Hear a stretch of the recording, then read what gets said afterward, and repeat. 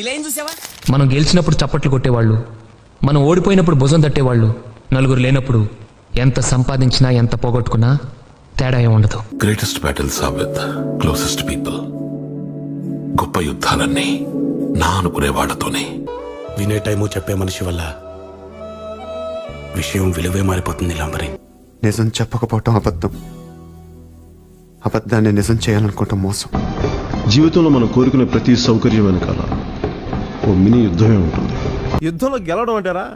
శత్రువుని చంపడం కాదు సార్, శత్రువుని ఓడించడం సార్. ఏం చెప్పాను? ఓడించడం. ఓడించడం సార్. ఓడించడమే యుద్ధం యొక్క లక్ష్యం. Okay sir. చంపడం కాదు. యుద్ధం చేసే సత్తా లేనోడికి శాంతడిగే హక్కు లేదు. నిజం చెప్పేప్పుడే భయం వేస్తుంది అన్న, చెప్పకపోతే ఎప్పుడు భయం వేస్తుంది. అద్భుతం జరిగేటప్పుడు ఎవరూ గుర్తించలేరు, జరిగిన తర్వాత ఎవరూ గుర్తించాల్సిన అవసరం లేదు.